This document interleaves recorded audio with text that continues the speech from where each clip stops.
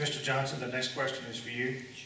In the light of the Citizens United U.S. Supreme Court decision, there is a great deal of discussion on outside spending in campaigns.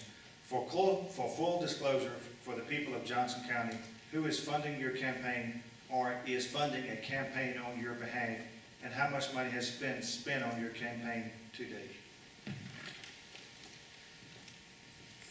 I'll be happy to answer that question. It's been floating around not only in Buffalo, but also in Sheridan, that I am being backed by the Koch brothers in Kansas City, who are great Tea Party movement supporters. Well, this is simply a page out of the Obama Democrat playbook. When you don't want to have to speak about your poor record, about the poor votes that my opponent has cast over, at least certainly over the last 2 years. You have to resort to some way to smear your opponent. And that's what's going on. I don't even know anybody named Koch, except one person down on Sussex Road who asked me to put up a yard sign, which I did myself. I have received 0 pennies or dollars from out of the state. All of the contributions I have received have come from individual people. $276, I think, in total. One man put 6 $1 bills into an envelope and didn't even give his name and address.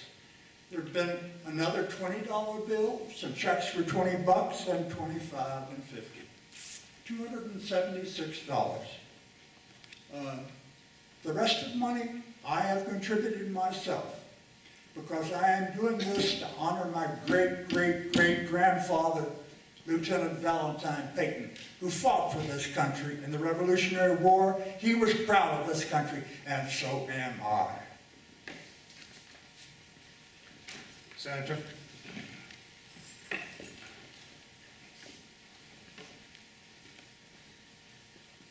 I've filed my, we have to file a report, what's called a pre-election financial report. I've already filed mine.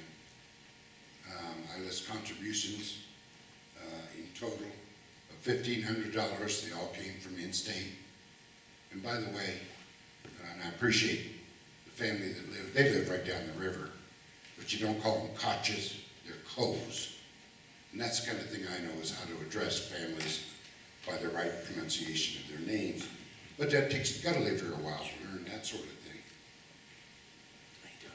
It seems to me, and I'm happy to file those kind of reports, people should be able to call me up and say, John, have you ever signed off on a pledge to an out-of-state organization? Organizations in Virginia, Washington, D.C., Cheyenne. Because let me tell you folks what happens when you sign those pledges. A bill comes up, and you get a phone call or an email saying, this is the way you will vote. I've never done that, never in 19 years.